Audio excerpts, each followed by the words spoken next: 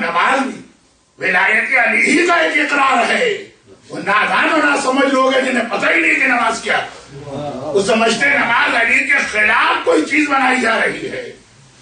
نادان دوست دانا دشمن سے زیادہ خطرناک ہوتے ہیں.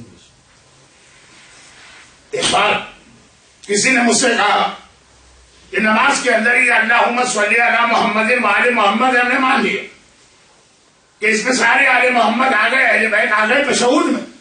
شافعی امام شافعی کہہ گئے کیا اہل بیت رسالت تمہاری عظمت کے لیے یہی چیز کافی ہے کہ نماز ہی قبول نہیں ہے جب تک کہ تم پر درود نہ بھیجا جائے.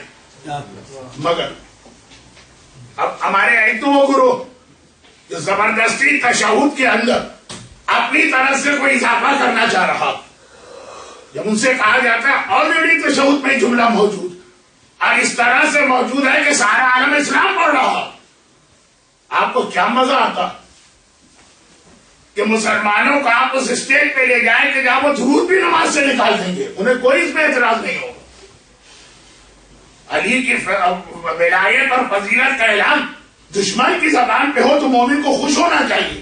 کہا لیکن اس کے اندر علی تو ہے نہیں، آل محمد ہے. آل محمد پھر آل محمد کسے کہتے ہیں؟ آل محمد اولاد. پہلی بات تو یہ آل محمد کے معنی اولاد جو اردو میں ہوں، نماز عربی میں، درود عربی میں. دوسری بات جو اصل بات ہے، چنانچہ اب ہمارے یہاں درود بھی ذرا بدل دیا گیا، اللہم صلی علی محمد و علی وآل محمد، یہ درود ہونے لگا.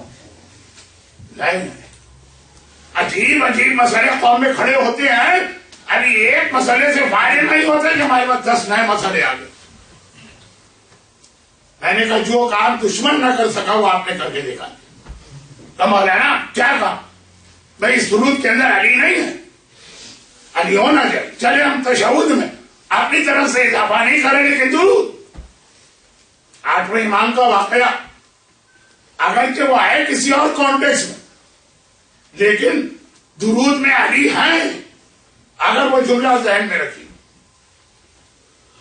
بعض علماء نے لکھا ہے کہ 7ویں کا واقعہ. چلے میں 7ویں کا کہہ دوں تاکہ 25 رجب کا بھی ایک حق ادا ہو جائے. اگر 7ویں کا ہے تو مامون رشید عباسی، ہارون رشید عباسی. 8ویں کا تھا تو مامون، ورنہ 7ویں کا ہے تو ہارون. سوال کر رہا اگرچہ یہاں بھی یہ اختلاف ہے کہ سوال بغداد نے کیا یا مدینے میں کیا جس دن 7ویں امام کو گرفتار کرنے آیا تھا. لیکن بہرحال روایت کو میں بہت پیچیدہ نہیں بناتا. شہر مدینہ ہارون رشید مسجد النبوی میں انٹر ہوا، پوری مسجد بھری ہوئی ہے کیونکہ یہ حج کا مجمع. حج میں مسجد النبوی میں سب سے زیادہ رش ہوتا، حج کا مجمع. اس سے معلوم کہ مجمع میں ایسے لوگ بھی ہیں جو میری خلافت پر شک میں ہے کہ آخر یہ میں کس بنیاد پہ خلیفہ بنا. اب انڈائریکٹ وے میں سارے مسلمانوں کے درمیان پہنچا. ہر مسلمان سلام کر رہا ہے، السلام علیکم یا رسول اللہ، اے اللہ کے رسول ہمارا سلام کیجیے. اس نے یہ نہیں کہا السلام علیکم یا اخی ابن امی، اے میرے بھائی، اے میرے چچا کے بیٹے میرا سلام لیجیے. بتانا چاہتا تم امتی ہو و رسول، تمہارا ان کا آقا غلام کا رشتہ ہے. ہمارے تو گھر والے، ہمارے تو بھائی ہیں، ہمارے تو چچا کے بیٹے ہیں.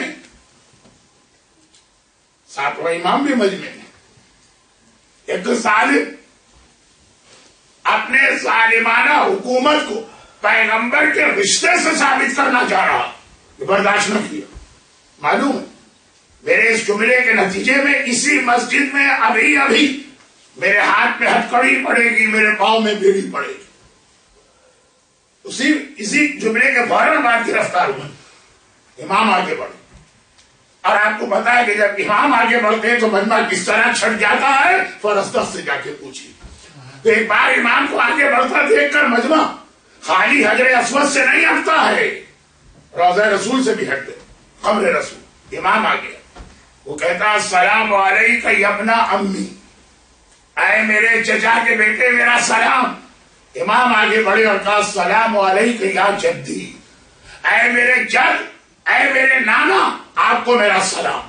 چچا کا بیٹا پھر بھی ذرا دور کا رشتہ، جد اور اولاد کا رشتہ قریب کا ہے کہ اگر تو چچا کا بیٹا ہونے کی بنا پر خلافت کا حقدار ہے تو یہ تو ہمارے جد ہیں۔ اس وقت ہارون نے ایک جملہ کہا جو میں ان لوگوں کو جواب میں کہتا ہوں۔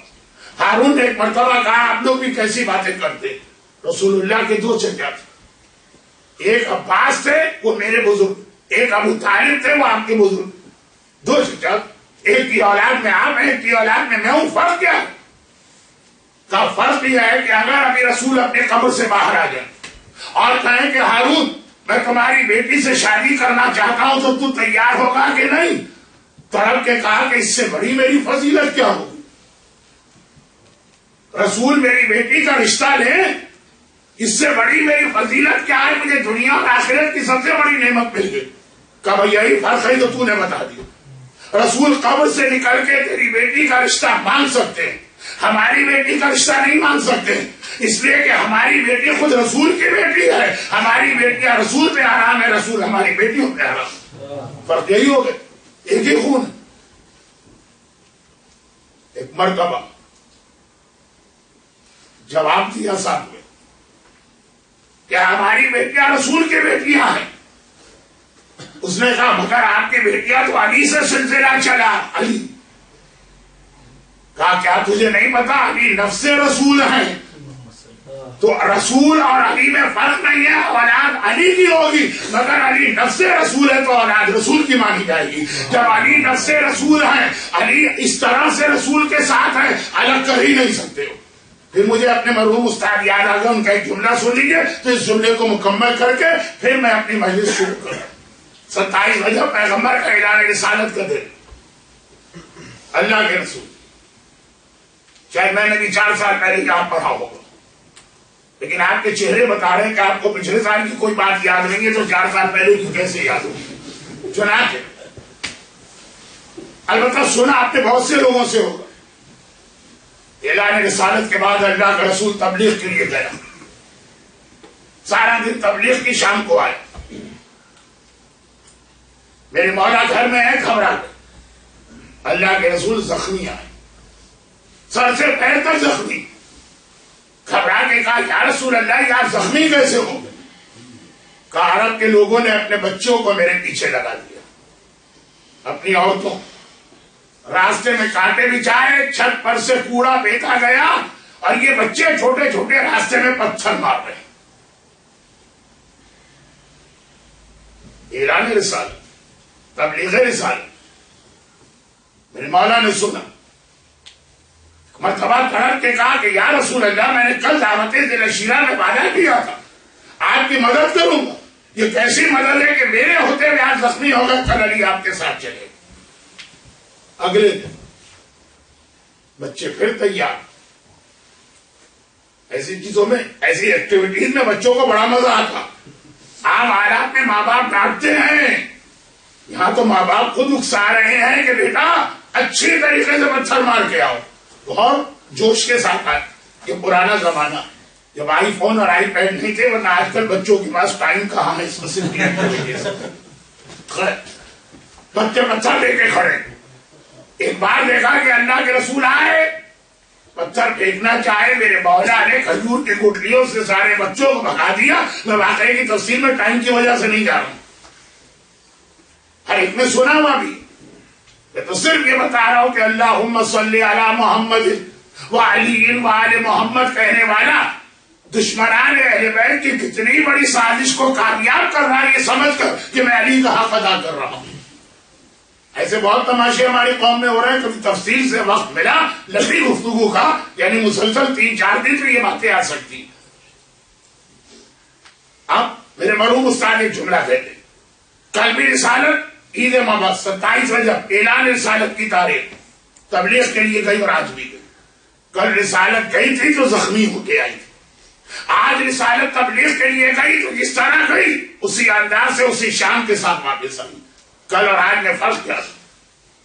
توحید تو کل بھی تھی اور توحید آج بھی ہے، رسالت کل بھی تھی، رسالت آج بھی ہے، قرآن کل بھی تھا، قرآن آج بھی ہے، لا الہ الا اللہ کل بھی تھا، لا الہ الا اللہ آج بھی ہے، محمد رسول اللہ کل بھی تھا، محمد رسول اللہ آج بھی ہے، ملائکہ کل بھی تھے، ملائکہ آج بھی ہے، جبرائیل محافظ کل بھی تھے، آج بھی ہے، کل سب کچھ تھے، پھر رسالت زخمی اور آج وہی رسالت محفوظ ہے۔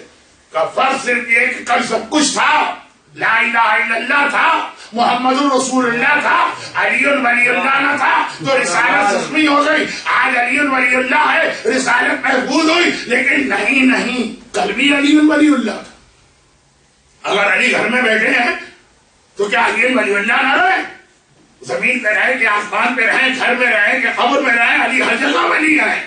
فرق ایک تھا، کل بھی علی ولی اللہ تھا، آج بھی علی ولی اللہ ہے۔ کل علی ولی اللہ اور محمد رسول اللہ میں فاصلہ تھا، محمد رسول اللہ بازاروں میں تھا، علی ولی اللہ گھر میں تھا تو رسالت زخمی ہو گئی۔ آج علی ولی اللہ بنا فصل آ گیا تو رسالت بچ گئی۔ رسالت کو بچانا ہے تو علی ولی اللہ کو بنا فصل ماننا پڑے گا۔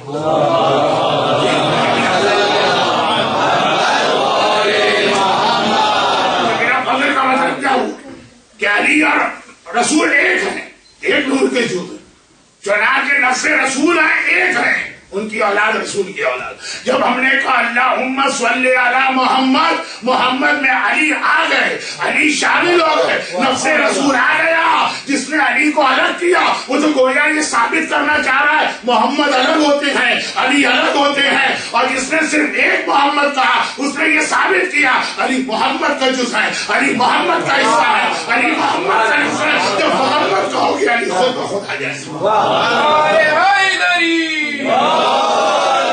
برحمتك يا أرحم الراحمين وصلى الله على محمد وآله